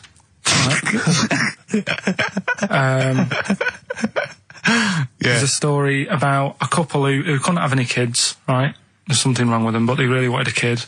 And they got some dodgy email address where they could buy a baby online, right? It was someone who would have a kid, and you could buy it for $3,000 or something, right? Yeah. So anyway, they got one, they got picked, and they're like, brilliant, there's the money. Got the baby and everything, they were loving it. You know, playing with it and stuff. As it got older... Feeding it. It got airier. Oh, shut the oh, Carl. Turned out they'd been sold a chimp. You maniac. You stupid mank twat. How Don't talk shit. That is as if... what? Didn't know it. Oh, don't talk. Are you mental? You I love the fact stupid. that didn't make it into monkey news. I know, yeah. Well, it's a bit sad though. We don't like to bring the feature down. Yeah. But and anyway. how long was this into... It got hairier. They're born hairy. They're not born like humans then develop hair, because they go, hold on, we better get the chimp stuff kicking in now, because we're in the jungle. School photograph, they were like, hang on a minute. He looks a bit weird. Oh, you are just the rubbish. Mad, innit? Mad, innit? Mad, innit? Imagine, oh, God. But Just anyway. imagine if he was in charge. We did put him in charge of the country. Terrifying. Wouldn't that be amazing? Let him run the country. Just for a week. Or the mayor. What would you do if you were the president or the Lord Mayor of London or the Prime Minister Carl. I wouldn't do it like he's going to be offered it. David Bowie, Sorrow, on XFM 104.9. Nearly there, but, you know, we're working our way up to the grand finale. The bit where Carl spouts absolute nonsense from a dodgy source on the internet about a monkey who did something impossible. Let's cue up the jingle. Hang on. All right. Perfect. Oh, chimpanzee that monkey news. Right. Let's have a look. This one's from some woman, right? Yeah. And she was taking part in the London to Brighton bike ride, right? Lovely day, weather's good and everything. What year? She's just a couple of months ago. She's done all the training, right? Done all the training and stuff. Got a brand new bike for it. Got a little puncher outfit and stuff, all set for the day, right? It's a nice day. She sets off. They all start pedalling and that on the way to Brighton, right? So she knows the route and that. Got a little headphones on, cycling along. Suddenly... Right, okay, I'll stop you now. If a cyclist overtakes her and it's going really fast and it's sort of hunched over, but it's got like lots of cycling gear on and a helmet and goggles, and they can't tell what it is, but they just know it's like a little hairy fella who hasn't bothered shaving his legs, which is weird, isn't it? Because cyclists usually shave their legs, and this bloke had really hairy legs. But and it won. They gave it the medal. It won 3 years running. They gave it the key to the city. It had its own game show, and then someone said, "Hold on, though, this fella's all hunched over, and he's only 3'5", and his arms are longer than his body. It's a chimp. If it goes anywhere near that, we're never doing it again." More monkey news next week. She's cycling So along. anyway, she's cycling along, right? And this tricycle... I couldn't predict that. There's always one element you can never anticipate. Yeah. Got a kiddie's tricycle with a little kid on it. Little hairy kid with a helmet. Okay, just go on then. The tricycle comes... Whizzing past, yeah. thing. Strong legs, isn't they, chimps? So she's thinking that's... But didn't get a chance to see the thing. Oh, yeah, couldn't quite see the cyclist. Oh, God! You bald mank git. Go on. Yeah, research scientist Karl Pilkington. So anyway, she gets to the end line, right? And they got talking, it was a nice day, nice race and all that.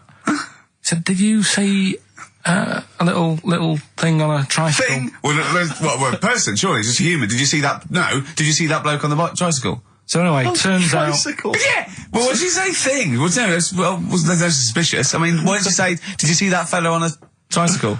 Anyway, so it turns out... Go on. It was a chimp. You're joking! Right. Well Oh, Christ almighty. There you go. Unbelievable. And it was a chimp all along. So anyway, right, so the woman's like... We're never doing this again. Checking out the news, right? There's nothing on it. She checks out XFM Monkey News. Right, okay, I'll stop you there again. Right, if it turns out she doesn't the news, right, and the circus goes, we're looking for our chimp, it used to ride this tricycle, and it escaped with police chasing it. No. So she listened to XFM, see if I'd picked up on the story. Yeah, sure. I didn't have it and stuff. So she got in touch with the organisers of the London to Brighton bike ride, said, look, saw a little hairy fella. Why did she care? Because she wanted to know. She thought it was a bit odd. Well, turns out it was a chimp. They weren't happy about it. Of course not. Because now the owner of the chimp wants to enter it into the Tour de France. No! Oh, God! I'm gonna die! Oh, God! In 2005. Now, a couple of questions. I trust you'll be able to answer these. Oh, God!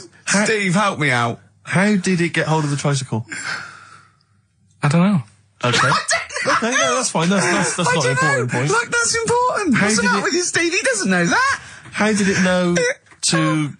well, firstly, how did it know which way to cycle? But more importantly, how did it know there was a major bike ride? Following the crowd, No, Steve. no. What's the matter with you? The owner of it had trained it and stuff. No, he hadn't. It had already done the run beforehand, before the big day. No, it hadn't. Like I say, it wants to do the Tour de France in 2005. No, it doesn't. But there's something about animal rights. If they don't let it enter, they can kick up a bit of a fuss. No! The animal rights is that it's cruel to make a chimp ride a bicycle. Not if it that wants it's to. prejudice that it'll go, is it because I is hairy? You idiot! Right? So... Wow, that is the worst. That is the worst one yet. Absolute twaddle. Absolute rubbish, Karl. Have you got a tricycle? Unbelievable. If we didn't allow a chimp to enter, the Tour de France, what do you think we'd do? Who's going to stop it? Do you know what I mean? Who's going to stop that? I mean, you're asking me if I'd be president, what would I do? Yeah. That wouldn't be high up on the list to sort out. I'd say let the kid have a go. Do you know what I mean? Let him have a go in the race. What harm is it doing? Not a kid though, is he? A chimp? Well, do you know what I mean? Can I also just remind you of something else we've learned today? What? This is from the listeners. Turns out Chris Moores is a bit of a prick. See you next week. Yeah. Oh, chimpanzee that monkey news. Okay, monkey-related news from Karl Pilkington. Right. Do you know the monkey that went into space? Yeah. Yep. It happened in 1958. Right. Now you know that. Yeah. Yes. What did he do next? What did he did the do monkey do next? Yeah. One appearance on Celebrity Squares and it was forgotten. Right. Yeah, cut a novelty record. Yeah, just like Rick Waller. I'll tell you what happened. He got back and all that. Got back. Heroes welcome. NASA sort of said, you did a good job. And that's where a lot of people think it all ended. Sure. Yeah. But NASA were like, well, hang on a minute. We He's spent a lot of trained. time. We've trained him up and stuff. So he's like, he's saying, sure, I've learned a lot. I've still got it all. I've kept it all. I know what to do. So they said, right, we'll use you. So he turned into like a bit of a trainer at NASA. We want to send you out on the top of an organ. yeah. Put on this little bellhop outfit. Could you smoke fags? Yeah. I'll have a go. So they were getting in new monkeys. The main man at NASA was saying, can you teach these the same? He's going, of course I can. Do you know what I mean? I remember it all. I know what's going on. I'll tell him what buttons to press, what to do in emergencies, that sort of thing. It was technically sort of employed by the army. Right, Because can I just fit in here? I don't know the story, Karl, and I might embarrass myself here. You've got an army of people out there that will probably send me an equally deranged email from a different website, but I'm pretty sure when they sent the monkey into space, it was to monitor his physiology. He didn't press any buttons or learn to dock or take off. It was just the effects of weightlessness and space on basically a primate. I'm pretty sure he was tied in with electrodes to his head. So, Yeah. Well, yeah, I'm pretty sure. Okay, I could be But even if that were the case, and he had learned to press one or two very basic buttons... Definitely not. Definitely But not. even if it were the case, I'm pretty certain they wouldn't have brought him back to train up Neil Armstrong. Right, definitely. Go on. Going, Neil, what are you going to say when you come out there? Yeah. I was thinking of just saying, hello, I'm on the moon. Hello, it's made of cheese. Don't say that. Don't What say about... I've noticed that you got little legs, right? But mankind stepped forward. Well, how could I put that? I was just going to say, hello, I'm on the moon, it's great to be here, I wish you were here. I've got to think so. Hi, better than that. Mum. Yeah, go on. Anyway, basically, he got back. They sorted him out with a nice pension. He was happy. Because of, like, the rank that he got, he was like, you know, he had loads of medals and stuff. He said, right, we'll make him a colonel. He got that. Like I say, he got a pension. How does it end? He died in 1969. He was buried with his wife. He passed away. His wife. I'm sure it just goes on to a different website about something completely different. And You're talking about Buzz Aldrin. Yeah. His page is missing. Oh dear. So well, Carl, if someone could call in. Did they train Leica the dog to sort of like, you know, dock and re-entry? He never made it back, did he, Leica? They didn't bother. They didn't even bother. They didn't bother to bring him back. They just sent him up there, and they didn't have technology to bring him back. And they just went, yeah, that's brilliant. Well, I can do that. Yeah. Amazing. really, Yeah. What do you think of that, Carl? Rubbish, isn't it? sort of brought it down a bit. But But the little monkey made a colonel. Hero. Big hero. What was he in? What craft was he in? Sputnik. Just hang on a minute. He was in Jupiter AM. Yeah. Let me see that piece of paper. Yeah, I can guarantee there's nothing there about his training other than let's hope he's not sick on the control panel when we shoot him up at 400 Gs. Oh dear. I love the fact that you think that this monkey was a high... Do you know what I mean? When you think of these things that are less than a monkey's face, do you think of the Planet of the Apes? Like they're sort of talking... sort of chimps and gorillas, and they're in tunics on horseback with snub-nosed rifles. What do you think of? Just a little monkey getting on with it. He knows his job, he knows what he's got to do, he gets on with it. Look, he's pressed the button. Watch him press the button. This takes me back. Do you remember 1965, I think it was? We're going to use him to train other DJs. That's it then. Goodbye. Thanks. Cheers. Cheers. Okay, monkey news? Do you want a bit? Yes, please. Play the jingle. This rash is weird. Oh, chimpanzee that monkey news. Right. Right, they were filming a documentary, right, this telly company. Yeah. Doing a documentary. Who? Which one? Don't know. No, right, what was the documentary about? About monkeys. Yeah. Where was it? Africa. Right, when was this? I haven't got a date. Okay. Recently though, since the advent of television, obviously. Yeah. Actually, a bit of extra monkey news if you want it. Okay, always. Do you know the, Monkey news extra. Go on. Do you know the Halfords ads? Halfords ads? I don't think so, no. What happens? Halfords, they've you know, they sell nuts and bolts and stuff. Right. They were using monkeys in the ads. Okay. Yeah. And what happened? Packet. Don't they sell bikes, Halfords? Well, mainly. Bicycles and motorbike stuff in that. Okay, so they're using monkeys in the advert. What happened? I can't handle it. What? I can't do this. Look at him. Look at him. I don't care what he's doing. Well, basically, right, they've, there was a load of hassle because they were using these monkeys in this Halfords advert. Yes. Right. And what happened? Get to the point. It turned out it wasn't a problem because they were mechanics in the first place. Well, they were monkey mechanics? Yeah. What are you talking about? Mental. What are you talking about? That's not a story. Right, anyway, listen, let's get back on to They were mechanics in the first place. Right, listen. Right, so they're making this documentary. Right? And stumble across a little gang of... Come on! Get on with it, please. Little gang of monkeys. That's Yes. the first time I've ever laughed. I'll hear that. I know. Well, brilliant. What do you want, a cake? Come on. Can we play a song? Oh, I don't understand what is wrong with you, you freak. It's making me laugh. Just tell us the story. All right, then. All right. So anyway, right, so there's this documentary being made. They found a little gang of monkeys. Right, play a song. I don't know what's going on here. I apologise. It's just if you were looking forward to monkey. Got to hide your love away. according to the Beatles on XFM 104.9. I'm Ricky Gervais with me, Steve Merchant. Right, Carl, come on. Monkey news. Everyone's composed. The jingle, please. Oh, chimpanzee that monkey news. Excellent. Okay. Right, where were we? We were just start again. There's some people making a documentary. For what? Okay. Making a documentary in the jungle and that. Right. Stumble across a little gang.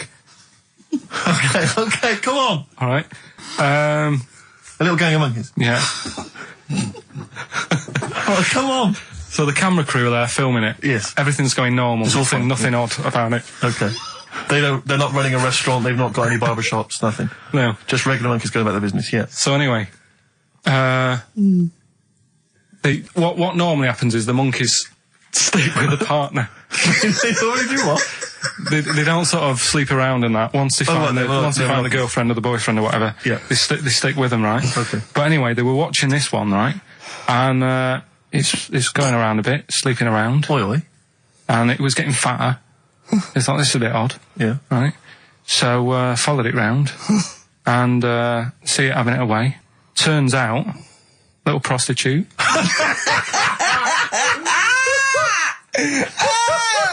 Oh, God! It's a little monkey prostitute. And it was getting fatter because it was charging them bananas. What a load of old rubbish. It's charging them bananas! What was it, a boy or... It was a... Woman. Little woman monkey. That's the most extraordinary monkey news I've ever heard. Oh! That is genius! Has this documentary been televised? I don't think it's been on yet. No. And that's all the information you've got? Yeah. And is that's one banana for everything? Now, half a banana is for... Just oral. A paw job. Right. If you want full-blown monkey sex, it is 2.5 bananas. Sure.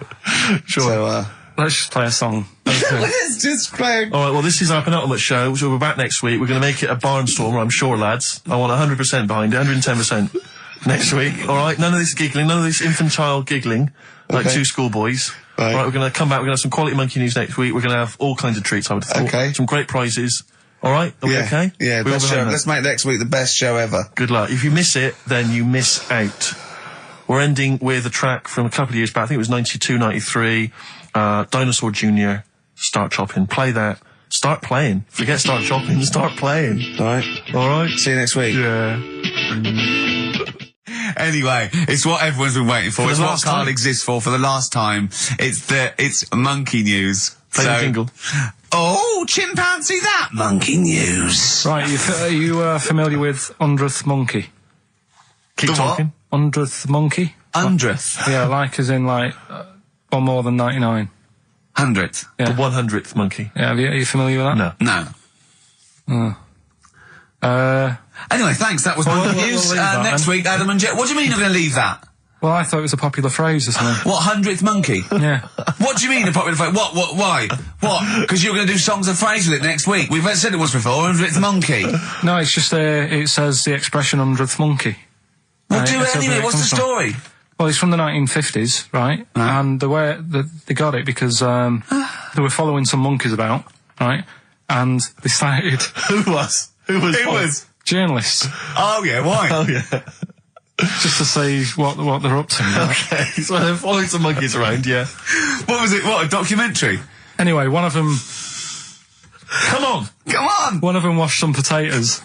Right. Okay. Right, let's leave that. Right, let's leave that one. Come on! A monkey washing potatoes? Can we leave that one? No, you cannot. It's You've got to do it now. They're following a... What is it? Sort of like a family. Is it a family of monkeys or a... It was just one chimp and it was washing a potato and they thought, that's a bit odd. Right? Yeah. And then yeah. it turns out that ended up teaching another monkey how to wash a potato. No, they do it. They go down and wash them in the sea because they like the taste of salt. And The weird thing is though, when it got to the 100th monkey, right?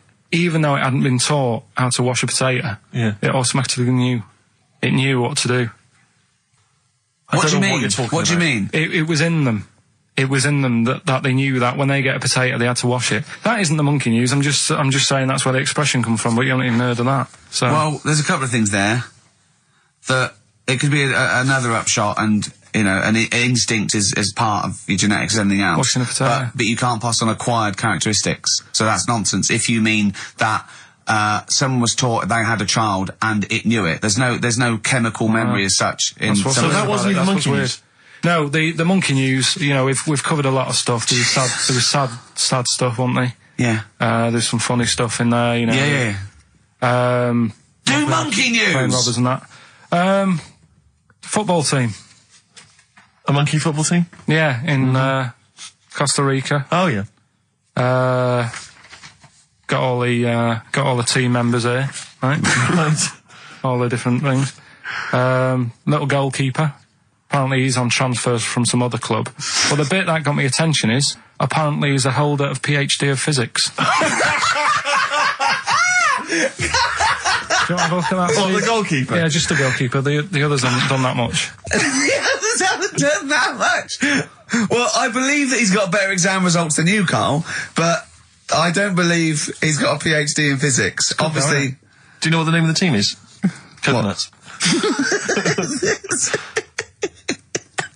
Oh! So if the Telegraph are listening, that is the sort of quality entertainment you get. Well, you don't anymore. Let's just put a song on then. Yeah, that's the end. Goodbye, everybody. Have a lovely summer. Yeah, the rest of it. And we might see you in October. We might not. It's up to Karl Pilkington. Chances are slim. So call 0207 766 6000. Ask for Karl Pilkington. Or email him. What's this? This is Tim Buckley to end with. I think you'll enjoy this. It's called Once I Andrew Was. Phillips. Call Andrew Phillips. See ya. Where's the monkey news? It's been a bit quiet, hasn't it? I've been... What, in the keeping an last eye 3 out. months? Okay, there was something that I found last week about one that was in an old people's home. It escaped from some zoo. It was wandering about. It was enjoying itself. And then when it got to the night time, it was like, oh, what am I going to do? And the first place it came across was like this old people's home. Yeah. Went in there. I think it was there for about a week and a half without anyone realising. No, No, it did. No, so the helpers and the nurses and the social workers and the matrons and all that, they thought, well, Mr. Sanders looks a bit hairy. But I mean, that happens, you know, it comes out your ear and your nose when you get to about 70. And he stooped over, yeah, of course he has, he got bow legs, yeah. And he eats more fruit, of course he does. Well, that's when they realised. Why? Because someone in the kitchen said, hang on a minute, getting through more bananas than we normally get. What else you got? Monkey news. Yeah. Right, let's do monkey news. You want to do it now? Yeah. Oh, we might as well have some monkey news. Let's have some monkey Do news. some monkey news. You made enough noise there, Rick? You want to... Sorry, but sometimes I like to move around, lounge and that, and at the mic, Sure. you know what I mean? Yeah. Yeah. Well, let's have the jingle. We've not heard it for a while. Oh, chimpanzee that monkey news, you Right. I haven't read this through properly. I'm just zoomed that. Right. What do you mean you haven't read it through properly? Basically, right, it's about problems with chat rooms and that, right? A lot of people, it's like the new way of meeting people and that, in it now, chat rooms. You get on there, you can have Right, a chat. if you say someone was having a meeting with someone they Please wanted to don't meet, preempt it. right? Okay, Please don't preempt but, it. right, there is not an animal in the world that Right, can it doesn't operate and matter. Do you want understand. to know the story? You said Did they get married? 3 months later, she realised, oh, there's a lot of bananas gone from my fridge. See, what annoys I me, want a sir? divorce. This is what annoys me. Bobo. though. You say that monkeys can do Shakespeare if they're given the time. No, that's not it. Let's not get into the whole It's a Shakespeare and philosophical monkeys. conundrum. Please, let's not get into that debate again. We'll be It's here all about night. it's about Yeah. Right, so infinity. this one then. Oh. So this chat room, right? And the thing is, with chat rooms, you have like a big boss who's looking over it and making sure nothing dodgy is going on. Right. Right, so certain keywords come up and Who's that, sort Dr. of thing. Zayas? Right. So anyway, they were looking over it, trying to look for dodgy stuff, but they kept coming over like really strange things. Like instead of saying, "Do you want to meet in a restaurant or bar?" Right, it'd be like, Do you want me in a tree? "What tree do you want to meet?" Right, okay. Are you shooting off? That's the end, yeah. I'll see you later, Seriously, mate. 'cause that's gone. I'm just going to listen to the end of it anyway. You're an idiot. You're an idiot if you believe that shit, honestly. No, I'm just telling you what's online. Let's hear the rest of it. How you're ill. Okay, well, I don't know the PC term for this, so I really apologise. You're nearly retarded in some aspects. Instead of sort of saying wear something sexy, they'd say make sure you bring plenty of bananas. and Right, stuff you're like that. talking absolute Okay. Are you making up the monkey news now because you can't find it anymore? And instead of saying, should we get married, they're saying, how swollen and red is your arse? You stupid fool. No, that was me. Mark Ronson and Ooh-wee on XFM. Well, what a great show. We've had... Informative. It's been fun. Yeah, we've learnt some, haven't we? Yep. What have we learnt? All sorts of stuff. Well, we've learnt that Carl is an idiot. Yes. That he believes that monkeys can get on That's more of a confirmation of... It really, we always yeah. suspected. We always suspected it, but that's... I just read a little email from someone who just said that in Northern Ireland there is a town called Muff. Is there? Yeah, it's worth knowing. Yeah. What else we learned? Monkey news. No one's got anything like monkey news on radio, have they? Think of that as a boast. Yeah. No one has got anything like this gout. Yeah. You call that a boil? Look at that and look where it is. Yeah, exactly. Brilliant. But that's how proper DJs fill up their time. They don't talk about monkeys and, and all that kind of drivel. Oh, do you think monkeys are drivel, Carl? Well, we'll still be doing a bit of monkey news. It doesn't matter how much you have a pop at it. It's coming up in a bit. Yeah. Got some good stuff this week. I know it's been a bit dull last 2 weeks. Well, no, it's not been dull. It's been totally untrue. As ever. Bordering on the impossible. I mean, monkey dating, saying, what tree are we meeting in? You believe that sort of drivel. So, I mean, oh, God. Jonathan Ross told a story about a chimpanzee once. It was about... but it was about how it escaped from the zoo and it jumped on a bus. Right. Okay.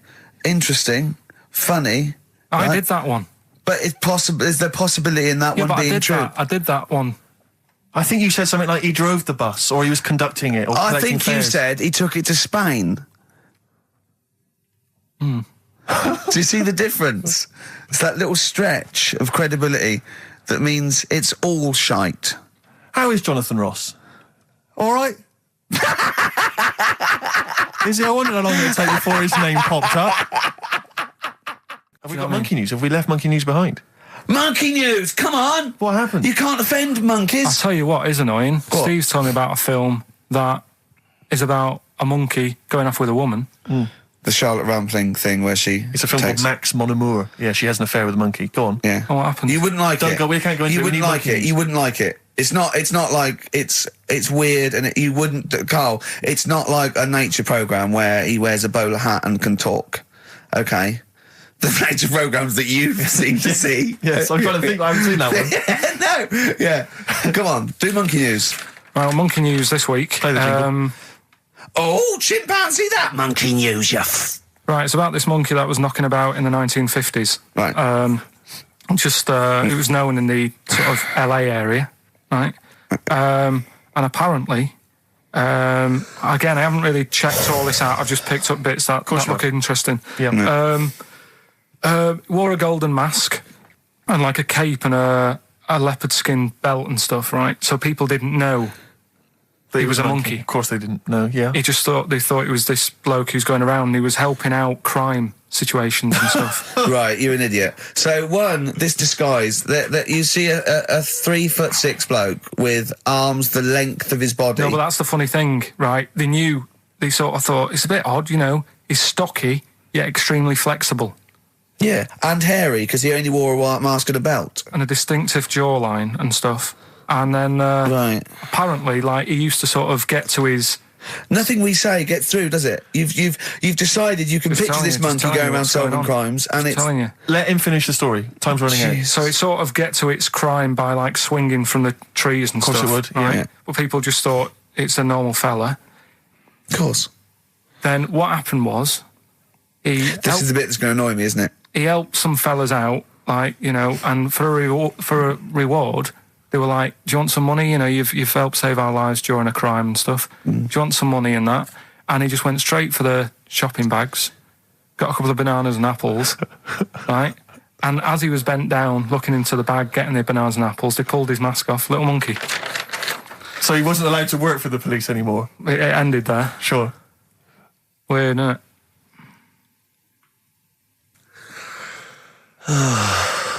Rick, can I tell you the meaning of One Flew Over the Cuckoo's Nest? Yeah. Can we never speak of monkey news again? Yeah. It comes apparently from an American children's nursery rhyme. 1, 2, 3, 4, 5, 6, 7. All good children go to heaven. Some fly east, some fly west. Some fly over the cuckoo's nest.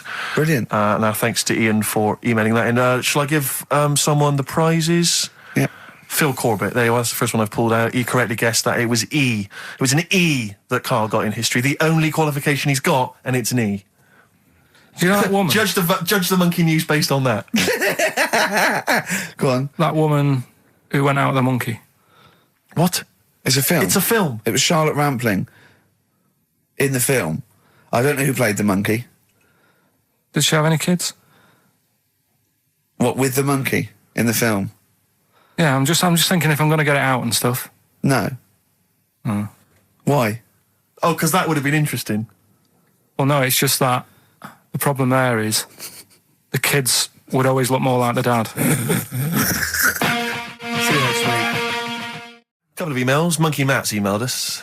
Who? Monkey Matt. Oh, Matty, yeah, go on. Yeah. He says... How's the Monster? He's all right. He says, Karl has missed a cracking headline from The Sport.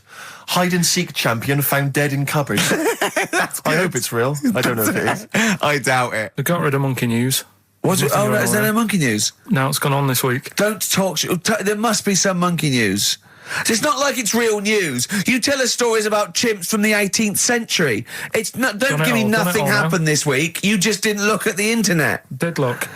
And there's no news. Nothing happened. There was one little bit of monkey news about how you can now buy tea that's been picked by little chimps because it tastes good.